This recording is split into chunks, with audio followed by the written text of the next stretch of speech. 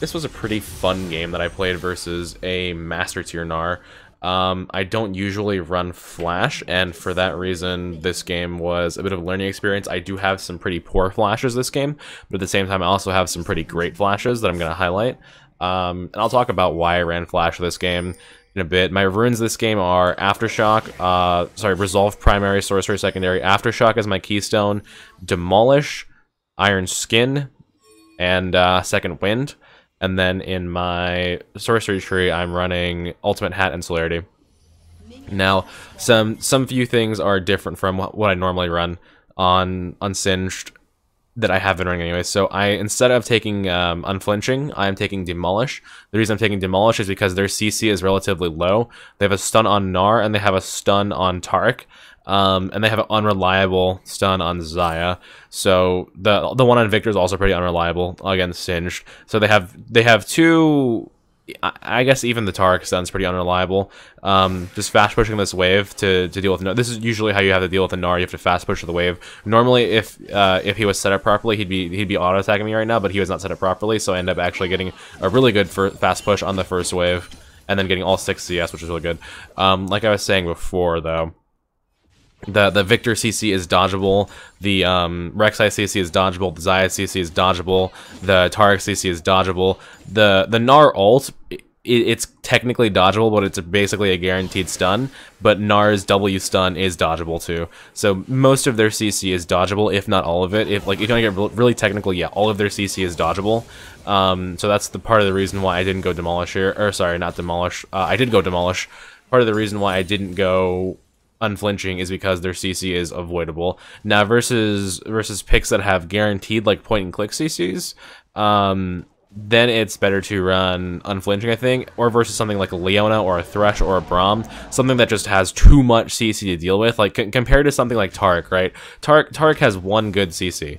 But something like Leona or Alistar, Thresh, Braum, characters like that, they have a lot of reliable CC, even though it's technically not always targeted. Characters like that have a shit ton of CC, so versus a character like that, it might be better to go Unflinching, but versus a character like Taric and then the rest of the lineup, I think that running Demolish is good. I end up getting a lot of tower damage, actually.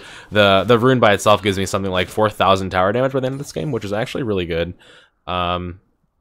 Just pushing waves, and then whenever I run out of potion charges, I will recall, because that's kind of how you have to play versus Gnar. He's going to harass you, he's going to poke you, he's going to prod you. That's how Gnar is. He's a horrendous matchup to play against, but it can be won, I guess, in this situation. Now on that note, I want to talk about why I took Flash. So the reason I took Flash is because whenever I saw the Gnar pick versus a character like Gnar who is really good at kiting you, Ghost is essentially, it's not useless. Like, yeah, it's nice, but kind of the philosophy that I usually have for Ghost, right, which is that Ghost has a lower cooldown, you have it up more often.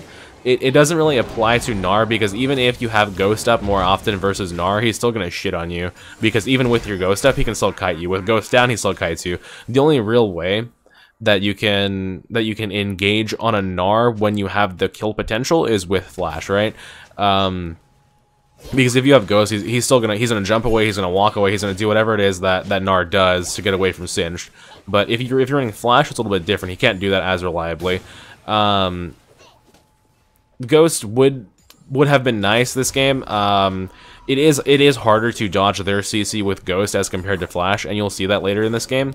Whenever I do dodge a lot of CC in a pivotal team fight with Flash, I still think, like, personally overall, that I like Ghost better. Especially versus melee top laners. Versus a melee top laner, Ghost is generally better, except like exceptions are probably stuff like Fiora, because she's just broken as fuck. Stuff like Gangplank, because he's technically not even melee.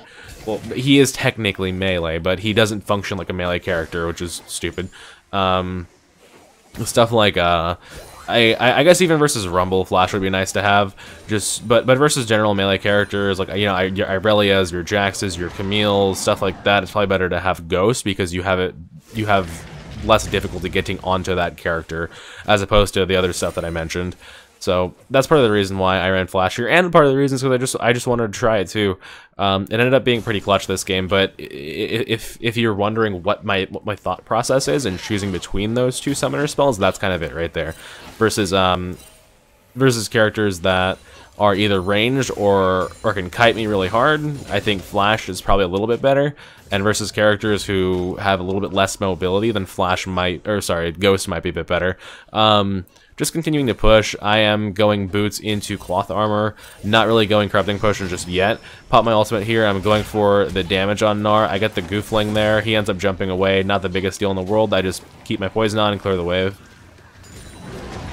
Attempt to do a flash play here, but I mess it up really badly because here's the thing, right? I got really excited, and I thought that Gnar's health was lower than it was, and I thought that he was about to drop out of Mega Gnar for some reason. I don't know why I thought that, but I thought those two things. So I went for the flash fling with poison autos, and it didn't do anything because he wasn't in a position to be killed with the flash fling poison autos. So I looked pretty stupid there, and I wasted my flash.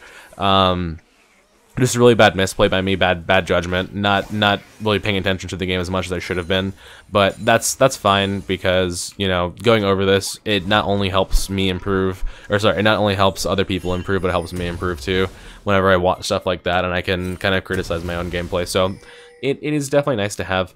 Going into Ninja Tabby with Corrupting Potion, and the reason being they have 1, 2, 3 AD threats, they have Gnar, Rek'Sai, Xayah. Gnar kind of does a lot of magic damage too, but the Tabby is useful in lane versus him, and the Tabby is useful versus their team in general. I can get a Negatron later to have MR versus the Victor, which you will see.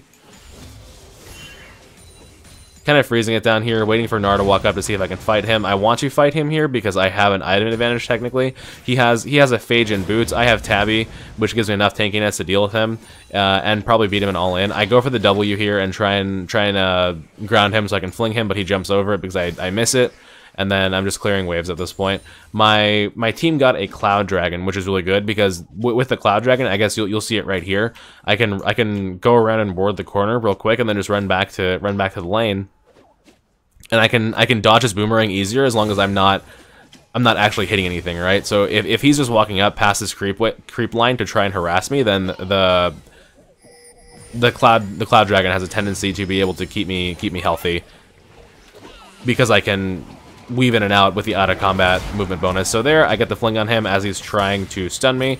Just start trading with him, using my regen and using my potion damage and auto attacks and poison damage with my ultimate to just whittle him down. Get a second fling there, end up doing a lot of damage to him with poison. Then I'm going to actually go for the tower dive here.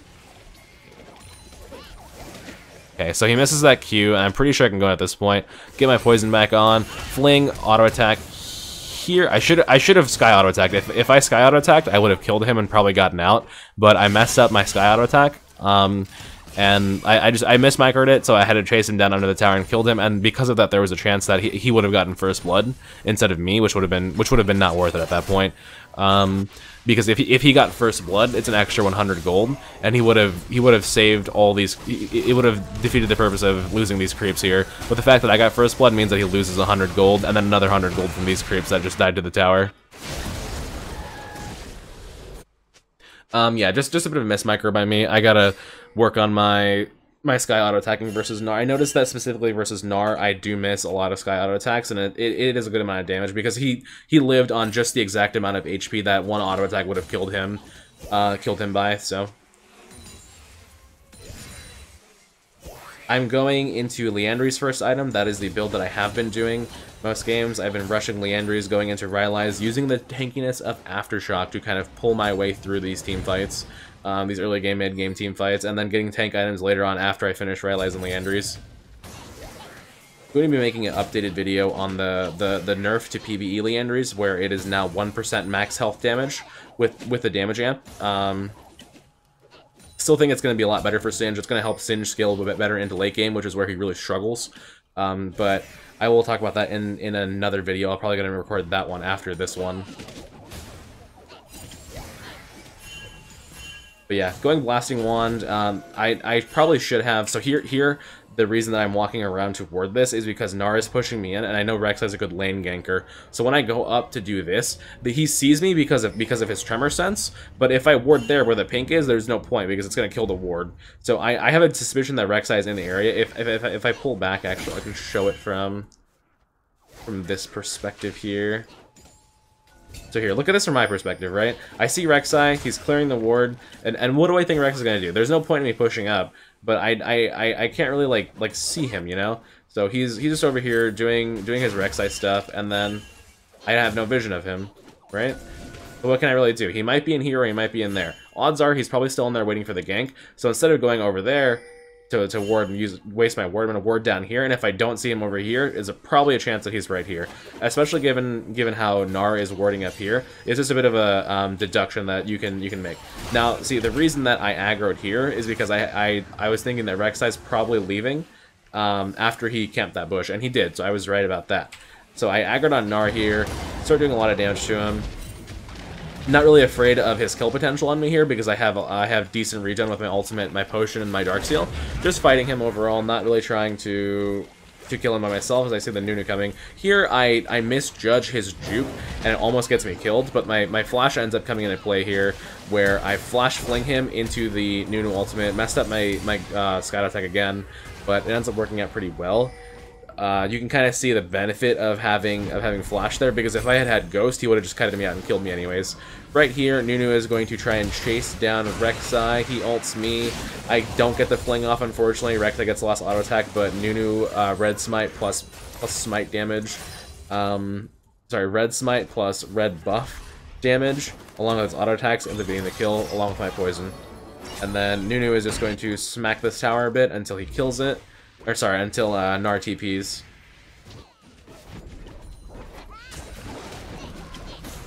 I end up having to use TP here, I think, because Nunu overextended versus the Gnar.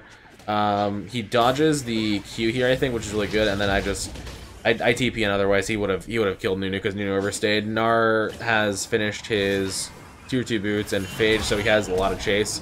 Just flinging Gnar into me, dodge his stun, get a lot of damage on him. He doesn't have any health potions, so this is him taking way more damage that he can't really heal up from. Just keeping on going, chasing him. I see Rek'Sai right here, and I turn around. I try to dodge the Gnar stun, but I can't really in time. And here at this point, I'm really worried, but I remember that Gnar does not have flash or ult, or that Rek'Sai does not have ult because he just ulted me. So here, I'm waiting, and he misses the Gnar Q. So I pop my ultimate, and that ultimate gives me a little bit of tankiness to kind of survive the Rek'Sai Q right there at the end. Rek'Sai has a bit of AD. He has plus 60 AD right now, not including his AD per level that he gets from scaling up. So maybe the ultimate saved me. I had 116 HP left. Gnar walks up to me. I get the W to ground him, and then I just sky attack him. He kind of played that pretty poorly whenever he walked back up to me, but if you look at it from like his perspective, he's just thinking that he can, you know, kite me out. But once I get as soon as I get that W, he knows he messed up. Then I just get the goof fling and kill, or sorry, the sky auto fling and kill him because he can't jump and he doesn't have flash, so it cuts off his movement ability. At that point, I was just too close, and the regen for my ultimate was taking, the regen for my potion was taking, everything was taking and healing me up compared to him. My itemization so far, I went into Haunting Guys because that's just how you build into Leandries. This game I probably should have gone Haunting Guys first if I'm looking at their team, just because Gnar has a little bit of MR, and well, no, actually, you know what? I think I made the right decision here to go Blasting One first, because the only person on their team that has MR is Gnar. Everybody else is just base MR right now, so I think buying Blasting One first and then going into Haunting Guys was the correct choice here. So take it back. Finish my Leandries here. Going into Amp Tome, because Amp Tome builds into Rylai's. Gonna use that Power Spike to team fight with Aftershock. I'm walking mid here because there's no point in being top without my teleport, so I'm just looking to help my team out here. Nunu does some stupid shit, and he puts the Rift Herald down here, and he gets stunned by Victor. Don't do stuff like this. Just, there's no point in putting Rift Herald up here in a stupid spot when you can just put it in a normal spot and get the guaranteed Rift Herald. So we end up losing our Rift Herald buff, and then they try and collapse on us. Here, I probably could have jumped onto, or not jumped onto, but I could have tried to fight the Victor just because he walked up, but it's probably a good idea that I backed off just because I don't have Flash, and then Orianna is pretty low HP without her ultimate. So, overall, hard to judge that situation, but it ended up working out okay, just because, like, we traded even, but we lost Herald, so still kind of bad. I see that Victor is recalling, so I'm going to go ahead and push this wave in, and then I'm going to try and head top. There's no point in me being mid anymore. I think I'm going to go top, am I? No, actually, I'm gonna go mid and use my Aftershock here. Not Aftershock, shit. I'm going to use my Demolish. Getting good tower damage here. It's just pressuring them a little. Every time you get a Demolish proc on a tower, you are punishing them pretty hard for leaving their lane or letting you push up, which I think is really good. It gives Singe a little bit of, like, tower pushing potential. I don't think it's something that, like, makes him into a split pusher necessarily, but like it's just good to pressure, right? Like, I don't think on Singe that you should be split pushing just because you take Demolish, but it gives him the ability to pressure at tower, which is something that he has lacked, you know? Like, I feel like a champion, if left alone, any champion should be able to pressure at tower except maybe a support. But Singed historically has never been able to pressure towers without a Ziggurat, but with this rune he can do that. Do I think he should split push? No. My bot lane getting dove super hard, so I decide to push mid lane with Orianna. Yep, yeah, they're getting destroyed. So I'm going to push mid with Ori. We're going to get this tower here with a big Aftershock, or big Demolish proc there, excuse me. And then we're going to keep going. I'm pretty sure we get half of tier 2 health down. I don't remember exactly. No, we don't even push for it because they're all recalling. Okay. That's fair, though. We get this mid tower is much more valuable than this bot tower. The amount of vision control that this mid tower dying opens up is huge compared to this, because whenever this mid tower dies, you get vision here, or you get vision control here. You get to open up this area of the map for you to walk up to. You get to open up this area of the map. You can, as compared to if you take this bot tower, the only really areas that open up to you to ward is like here. That's really it. It's just right there.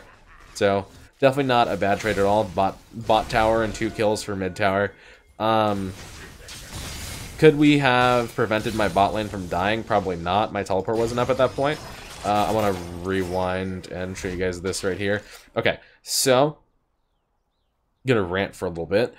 Bot lane is extremely strong, so bot lane in general right now as a set of champions is very strong, bordering on OP. I know, not bordering on OP, they are OP. Supports are OP as shit, and AD carries are OP as shit. So as soon as I see this happening, I'm like, okay, you know, I'm level 12, they're level 10, level 9.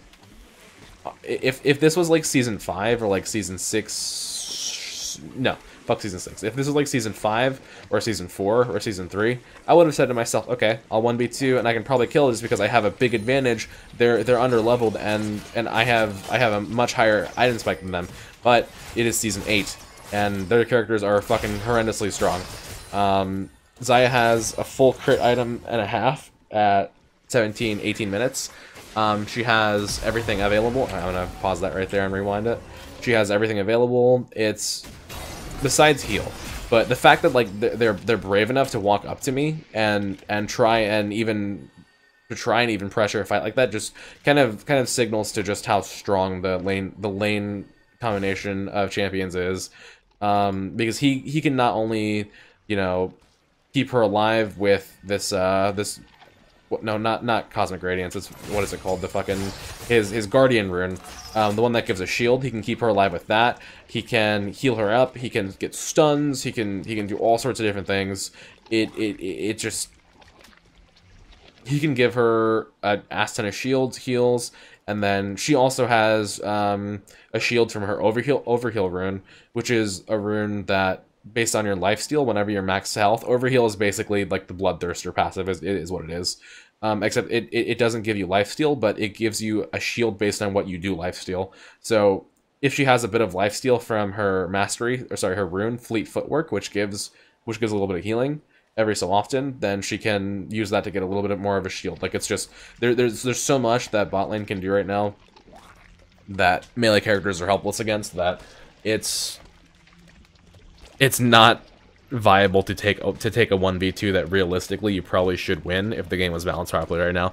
And after that rant, I am watching this happen again. I see the Rek'Sai right there. He's trying to cut me off, and so what I do is I just flash over it, flash over the stun, and then I run back, fling the what's-his-face, Tarek into my team, dodge the Xayah root, chase her back up, get the poison auto attacks here, get the kill, and then drift off of my team to get the Rek'Sai fling here too.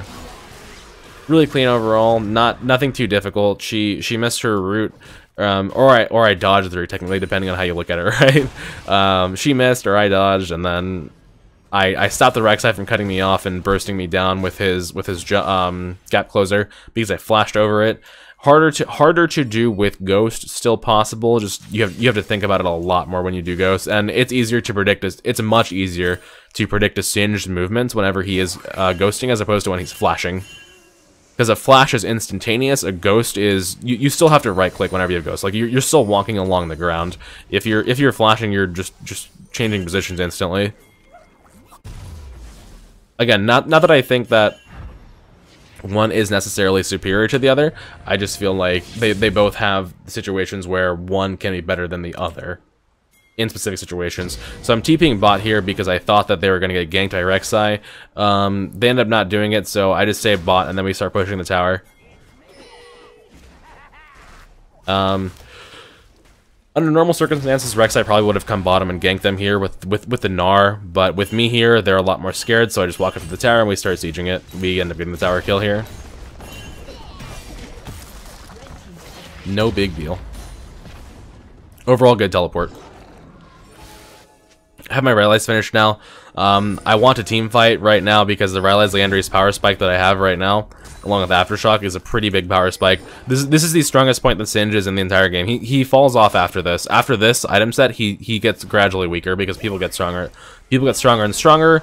He ends up okay, so here I am suspicious. Sorry, I'm gonna keep talking about he gets weaker and weaker because enemies get natural magic resistance, and he doesn't really get any AP items after this, so he can't really scale up as well. He is technically an early, right now he's an early mid-game champion. He used to be a late-game champion because you used to be able to build like late-game items on him. You can't really do that anymore just because of how he's changed over the years, and how his passive is different now, but he is definitely more of an early mid-game champion right now. As much as I hate it. So right here, I noticed that I'm looking at two things, right? I'm looking at whenever I see Tarek over here, he stuns me, and then he walks off towards Baron. Now, I see Victor, right? And the reason that I'm looking at Victor whenever I see him, and I know that they're trying to do Baron, is because I see this on him. You see Voracious Corrosion? That is this green shit that you see. So if you see people hovering, if you're in a situation like this, where you see just no vision on Baron and they're trying to zone you off, if you want to be sure that they're doing a Baron, if someone pokes out and they have this green shit on them, they are doing Baron, because that is the debuff that Baron places on them whenever someone tanks it. So that's what that is. That's how I knew that they were doing Baron. As soon as I see that, I end up walking towards it, just try and zone them off of it. And even then, I see him taking auto attack from Baron, so I wanna make sure that they're not on it. They're not on it whenever I walk up, but honestly, the cost of my ultimate to make sure that they're not doing Baron is worth it at that point.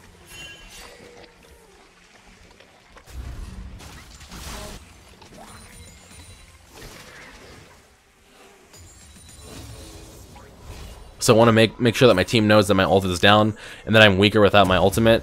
The good thing about that was that the dragon was spawning as my ultimate was coming up, so it timed out pretty well. I had 50 seconds on the dragon and 50 seconds on my ultimate. So right there, I bought a Negatron cloak because I have Tabby, I have armor from Aftershock, and I have armor from my ult, but I don't have any armor items, or sorry, I don't have any MR items, so I buy the Negatron just because I feel like Victor, especially in this fight over here, whenever he was kiting me, Victor did a lot of damage to me. I don't want him to potentially kill me in the upcoming team fight because he did burst me pretty hard. Right here, we're just all positioning for Baron, honestly. Not the craziest thing in the world. Kill that ward as it comes up. And we're just kind of posturing for Baron. I'm pinging my ultimate. See how I'm pinging my ultimate in the chat? I'm saying it has 16 seconds left. I'm saying it has 15, 14, 13 seconds left. 11 seconds left right there. So just so that they know that I don't want to fight without it. Right here, they start to walk up, I think. Right, okay, look at this. I'm placing my poison along this corridor right here. And the reason I'm doing that is because I want them to take poison damage whenever they walk in. I know that at least 3 of them are here, and then as soon as Rek'Sai, as soon as he uses Q on me, I know that there's at least 4 of them here. I don't know that Victor's over here because I can't see him, but now I know with Rakan using his sweeper that he is over there. So now I know that all 5 of them are in this choke right here. That's how they have to come down. 2 of their characters can jump. They have this blasting cone, but technically this is their main method of entry into the team fight is right here, and you'll see that whenever Xayah and Taric take it.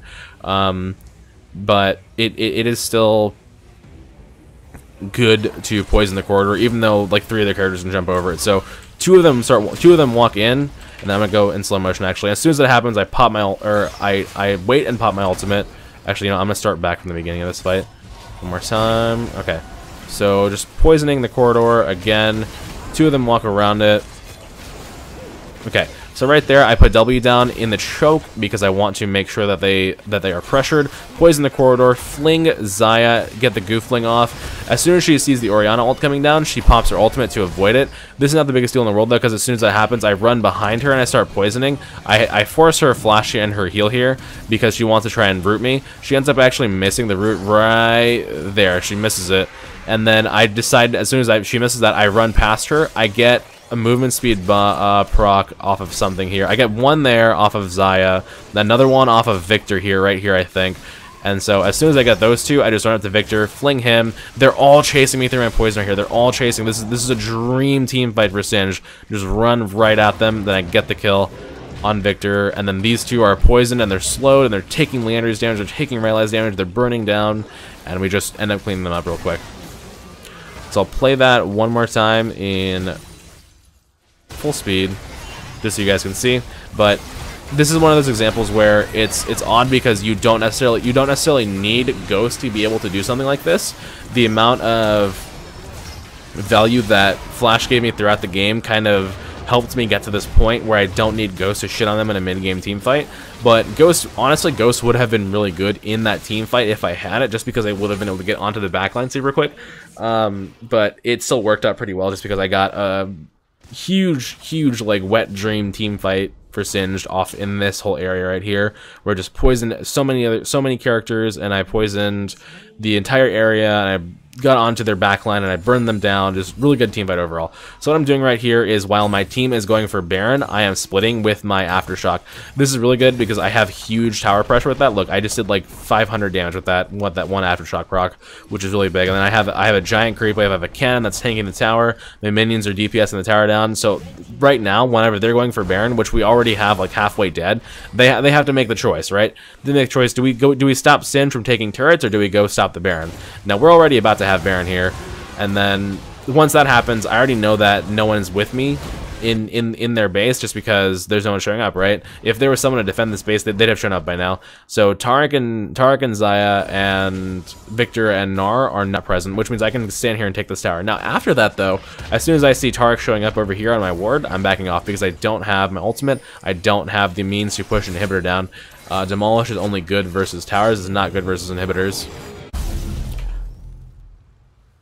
Selling my 10-stack Dark Seal so I can finish Abyssal Mask. Abyssal Mask again because I want it versus Victor. My next item after this, if the game had lasted long enough, would have been a Thornmail or a Dead Man's Plate to deal with their 80 threats.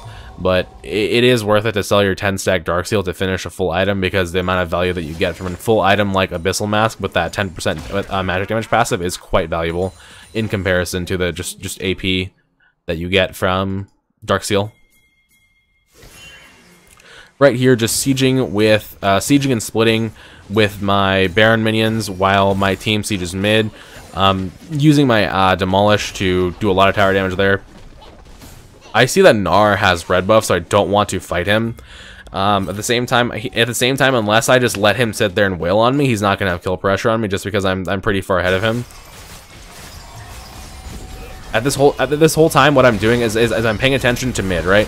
Here's what I want to highlight. As soon as I decide to make my TP, so I'm falling back because I know that there's a chance that there's a fight that's gonna break out in mid lane. So I'm watching mid. I'm stepping back. I'm watching mid.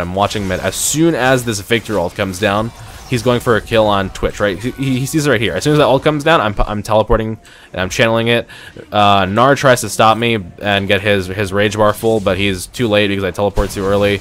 Then I just go ahead and run along with my team, get a slow, get a kill, and then we siege the tower after I'm done doing stupid shit. There we go. We get bottom inhibitor as well because I had pushed all the way up to the inhibitor. So we have 2 inhibitors there. I flashed on... Did I flash on Gnar there? I think I did.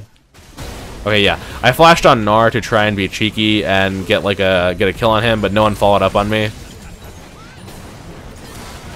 Unfortunately. So we just start sieging again with our Baron minions, and the Aftershock is going to do a lot of damage. Not Aftershock. I keep making that mistake. Demolish, Demolish, Demolish. The Demolish is going to do a lot of damage to that tower. Then we just end up ending the game right here, I think. Do we end the game?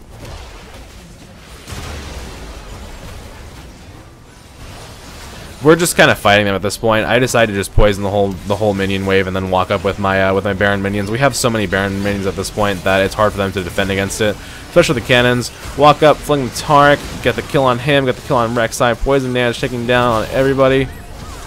Xayah jumping away. Then I just start hitting the Nexus, and then we end up winning the game. So yeah, I hope you guys enjoyed that video. Kind of wanted to highlight the advantages and disadvantages of having Flash or Ghost depending on the situation. In a situation like this, I think that Flash could potentially be superior. I think it even might have been for sure, just because of how hard it is to play Ghost into Gnar. Just like Gnar is a character that can just kite you so hard, and having that Flash in the laning phase and having that Flash to escape a few ganks versus Rek'Sai, whose gank is based on predicting your movement. I think that was very helpful. But there were also points in the game where it would have been nice to have had Ghost. Like this team fight that happened down here, it would have been nice to have had Ghost there. But it's still mostly okay, just because, you know, the amount of lead that we got from having Flash plays earlier in the game kind of cemented our ability to be able to just demolish them in this team fight and then snowball the game off of that. Because after this team fight, I pushed 2 towers and they got Baron. Then we just kind of ended the game. So hope you guys enjoyed. Leave a like, comment, and subscribe if you please, and enjoy my next video whenever it comes out.